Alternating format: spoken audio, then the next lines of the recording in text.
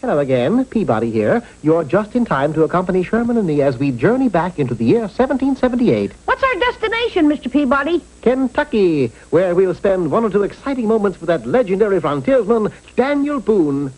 My Wayback Machine, ingenious invention it is, reacted instantaneously, teleporting us to the banks of the Kentucky River, and there stood a fort which was later become known as Boonesboro. Did Daniel Boone build this fort, Mr. Peabody? It? I sure would like to meet him. Sherman's wish was granted. Expectedly so. And you stay out of here, Daniel Boone. We don't want you. Daniel Boone? That's me. Golly, Mr. Boone, how come you were thrown out of your own fort? Don't rightly know, sonny. Used to was that folks cotton to me. Now they just can't stand me.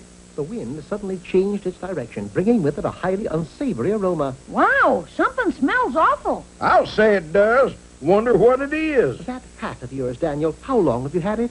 My coonskin cap. Just got it last Tuesday. Would that be the day your friends began taking a dislike to you? Now that you mention it, yeah. Say, you don't suppose it's my coonskin cap that smells?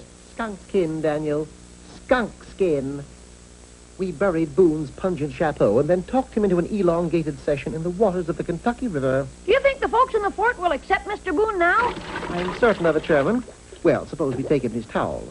We walked to the river's edge, but strangely enough, Daniel was nowhere to be seen. Well, his clothes are still on the bank, so he must be somewhere nearby. It wasn't until we examined the opposite shore that we discovered what had happened. Footprints! The tracks were easy to follow, and by late afternoon we found where they were heading. An Indian village! Utilizing a small tree as camouflage, we were able to ferret out Daniel Boone's whereabouts. Mr. Boone, it's us! Oh, hi there, sonny. Quick, get behind our tree and we'll help you escape. There's not an Indian anywhere near this tent. Can't do it, boy. Why not? No clothes. Them Injuns captured me raw. We couldn't leave him. Therefore, we had no alternative but to make our presence known to the Indian chief and try to win Daniel Boone's freedom. Let me get him straight. You challenge my best warrior to contest? That's right. I'll race him in a canoe, shoot arrows at a target, and send up smoke signals faster than he can. Sound 'em like Olympics. Okay, you got 'em deal. 2 out of 3 win. If warrior loses, Boone goes free. If you lose, you get 'em scalped. The first event was a canoe race. Both got 'em canoe. Both paddle across river. First man to reach other side is winner. On the word go, Go! we launched our canoes. Or at least the warrior did. Well, get going, Mr. Peabody. He's halfway across already. Patient, Sherman. The tide is due to go out any moment.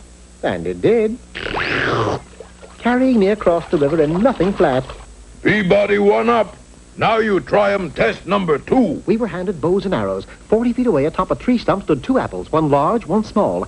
Having lost the first event, my opponent received the opportunity of shooting first. He not only chose to shoot at the large apple, he hit it. My turn was next. That small apple contained a worm with a large appetite. So large that he consumed my target before I could draw a bead. Well, guess warrior win 'em. You both tied. That's not fair. Mr. Peabody didn't even shoot. Well, that's the way cookie crumbles. Now we have 'em smoke signal contest. One who send message up fastest is final winner. While the warrior encouraged his fire, I adjourned to a nearby tent, and by using rocks, pieces of flint, and wood, managed to construct a somewhat makeshift typewriter. Of course, by this time, my adversary was sending puffs of smoke skyward. What are you going to do with a typewriter, Mr. Peabody? You'll see, Sherman. I connected a rubber tube from the typewriter to a small fire, and then I went to work. Without the slightest doubt, I was the winner. Indian no go 'em back on word.